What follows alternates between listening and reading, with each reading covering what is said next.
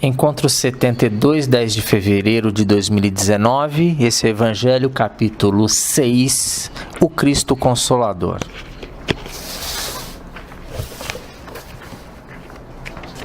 Então, nós vamos fazer... São 2, 3, 4, né? O jugo leve, Consolador prometido, as instruções dos Espíritos, o advento do Espírito de verdade. O jugo leve. Vinde a mim, todos vós que sofreis e que estáis sobrecarregados, e eu vos aliviarei. Tomai meu jugo sobre vós e aprendei de mim, que sou brando e humilde de coração, e encontrareis o repouso de vossas almas, porque meu jugo é suave e meu fardo é leve. Todos os sofrimentos, misérias, decepções, dores físicas, perda de seres queridos, encontram sua consolação na fé no futuro, na confiança na justiça de Deus que o Cristo veio ensinar aos homens. Sobre aquele, ao contrário, que não espera nada depois desta vida, ou que duvida simplesmente, as aflições se abatem com todo o seu peso e nenhuma esperança vem suavizar-lhe a amargura. Eis o que levou Jesus a dizer: vinde a mim todos vós que estáis fatigados, e eu vos aliviarei. Entretanto, Jesus coloca uma condição à sua assistência e à felicidade que promete aos aflitos. Essa condição está na lei que ensina. Seu jugo é a observação dessa lei, mas esse jugo é leve e essa lei é suave, uma vez que impõe o dever, o amor e a caridade. O Consolador prometido. Se vós me amais, guardais meus mandamentos, e eu pedirei ao meu Pai, e Ele vos enviará um outro Consolador, a fim de que permaneça eternamente convosco. O Espírito de verdade, que o mundo não pode receber, porque não o vê e não o conhece. Mas quanto a vós, conhecê-los-ei, porque permanecerá convosco e estará em vós. Mas o Consolador, que é o Santo Espírito que meu Pai enviará em meu nome, vos ensinará todas as coisas e vos fará lembrar que tudo aquilo que eu vos tenha dito. Jesus promete um outro Consolador, o Espírito de verdade, que o mundo não conhece ainda, porque não está maduro para compreendê-lo, que o Pai enviará para ensinar todas as coisas e para fazer recordar aquilo que o Cristo disse. Se, pois, o Espírito da verdade deve vir mais tarde ensinar todas as coisas, é que o Cristo não disse tudo. E se ele vem fazer concordar aquilo que o Cristo disse, é porque isso foi esquecido ou não compreendido. O Espiritismo vem no tempo marcado cumprir a promessa de Cristo. O Espírito de verdade preside a sua instituição, chama os homens à obediência da lei, ensina a observância da lei e ensina todas as coisas em fazendo compreender o que Cristo não disse, senão por parábolas. O Cristo disse que ouçam os que têm ouvidos para ouvir. O Espiritismo vem abrir os olhos e os ouvidos, porque fala sem figuras, sem alegorias. Ele ergue o véu deixado propositadamente sobre certos mistérios. Vem trazer uma suprema consolação aos deserdados da terra e todos aqueles que sofrem, dando uma causa justa e um fim útil a todas as dores. Cristo disse: bem-aventurados os aflitos, porque serão consolados. Mas de que forma se achar feliz sofrendo ou sabendo por que se sofre? O Espiritismo mostra-lhe a causa nas existências anteriores e na destinação da Terra, onde o homem expia seu passado. Mostra-lhe o objetivo naquilo em que os sofrimentos são como crises salutares que o conduzem à cura e são depuração que assegura a felicidade nas suas existências futuras. O homem compreende que mereceu sofrer e acha o sofrimento justo. Sabe que esse sofrimento ajuda o seu progresso e o aceita sem lamentar, como o obreiro aceita o trabalho, que deve lhe valer seu salário. O Espiritismo lhe dá uma fé inabalável no futuro, e a dúvida pungente não mais se abate sobre sua alma, fazendo-o ver do alto a importância das vicissitudes terrestres se perder no vasto e esplêndido horizonte que ele descortina, e a perspectiva da felicidade que o espera lhe dá a paciência e a resignação e a coragem de ir até o fim do caminho. Assim, o Espiritismo realiza o que Jesus disse no seu Consolador prometido: conhecimento das coisas que faz o homem saber de onde vem, para onde vai e por que está na terra, chamamento aos verdadeiros princípios da lei de Deus e consolação pela fé e pela esperança.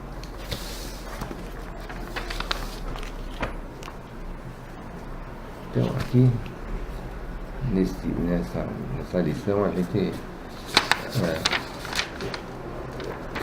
vem a tomar, Jesus deu conhecimento à humanidade do que seria o Consolador prometido, que é aquelas normas, que a norma é o Espiritismo, é aquilo que vem explicar o que Jesus deixou como não bem explicado naquela época, porque os homens daquela época não tinham ainda a capacidade de entender o que seria a verdadeira mensagem do Espiritismo. E o Consolador vem esclarecer todas as diferenças, todas as dúvidas que ficaram naquela época e que agora já são mais conhecidas de todos nós. E que mostra que o homem vem aqui porque ele está aqui para se depurar, para evoluir, para ter um conhecimento maior e para que possa ter um futuro melhor e que possa ter a sua vida espiritual mais evoluída e mais proveitosa, para que depois ele também volte novamente para ver e continuar essa depuração e essa evolução que nós estamos sempre conseguindo, sempre procurando. Para quê?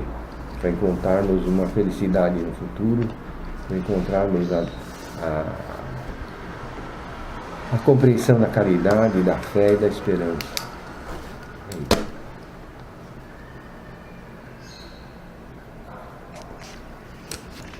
Eu acho que, para mim, nessa passagem do Evangelho, para mim, eu acho que a mensagem, a informação mais importante é que, através do Consolador, né, que é o terceiro momento, né, que é a divulgação da doutrina, porque através dessa doutrina a gente tem uma explicação, entre aspas, racional do porquê das coisas, né? Então a gente passa a entender de uma outra maneira a vida e a morte e o que fica no meio, né? Que é a nossa tarefa, né? Que é a nossa missão. Para mim, essa mensagem do Evangelho, ela me traz essa informação que eu acho assim muito rica, porque você consegue entender por que você está aqui, por que eu sou tua amiga, por que eu não gosto do A, por que eu gosto do B, entendeu? Esse emaranhado de relações que a gente traz e por que eu estou aqui, né? O que eu estou fazendo aqui? O que me trouxe para cá? Então não é assim, acabou, morreu, né? Quer dizer, ao contrário, né? Morreu, acabou, né? Não é morreu, acabou. Morreu não, morreu sim, morreu o corpo físico, mas o espírito continua presente e tudo mais. Para mim essa é a coisa, é o que fica assim mais claro, e eu acho que, eu acho que é um ponto quase não, é um ponto inquestionável da doutrina. Hoje para mim isso é muito claro. Eu vejo principalmente em momentos como esse, que a gente vem de uma tragédia imediata, com tantos jovens que partem. O recado disso, principalmente da primeira parte dessa lição do capítulo 6, não perca a esperança. Não perca a esperança sempre. A fé alimenta essa esperança. As informações que o Consolador prometido traz alimentam também essa esperança. Esperança de que nós estamos num caminho de evolução, que às vezes os sofrimentos eles vão nos ensinar, eles vão nos alimentar a alma para que a gente aprenda e se desenvolva e consiga viver no caminho do bem, viver uma vida plena.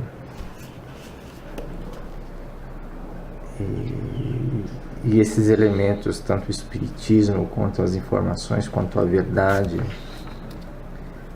eles são alimentos, são elementos que nos ajudam a manter a nossa esperança, a manter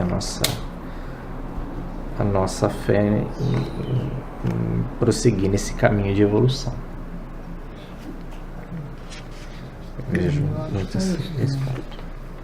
Aí eu acho que como você não aprende, às vezes naturalmente, precisa sofrer um pouquinho para aprender, mas não é um sofrimento que não tem condição. Você sofre, resolve, vai embora e continua indo, sofre mais um pouquinho e vai meio de escadinha, meio de platô, assim.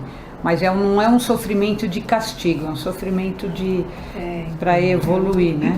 O Paulo falou, o sofrimento de crescimento, e eu volto no meu pensamento. É um sofrimento que você sabe, ou pelo menos você tenta saber, né? Por que você está nele? Por que isso está acontecendo? Né? Então, até tem uma palestra do Haroldo Dutra que o pessoal mandou no grupo e eu não tive tempo de ouvir, que ele faz uma explanação sobre essa questão dos desencarnes coletivos. Como isso foi na época, na ocasião de Brumadinho, né? Mas que dá pra gente... Eu não consigo, não sei, você chegou a ouvir a palestra do Haroldo Dutra? Uhum. Eu não cheguei lá. Mas deve ter, com certeza, uma explicação, né, para a gente entender o porquê desses desencarnes coletivos, né? Então, e agora, o que ele fala é o seguinte, que essas almas fizeram alguma coisa no passado, na outra encarnação, ou encarnações anteriores. Não se sabe se é imediatamente a essa ou as anteriores, mas que eles têm que ter um resgate. Esse resgate acontece nesses desencarnes coletivos. Como foi nas Boatiquis, como foi no Sobradinho, como foi agora com esses rapazes. A gente entende que isso acontece porque eles têm alguma coisa a resgatar para que eles possam crescer. É um meio de crescimento que eles têm, assim, acho que uma situação mais rápida, né? Às vezes a gente leva isso a vida inteira e eles têm um momento que tem que ser naquele momento, não tem outro escape. É mais ou menos o que ele falou, assim, mais geral.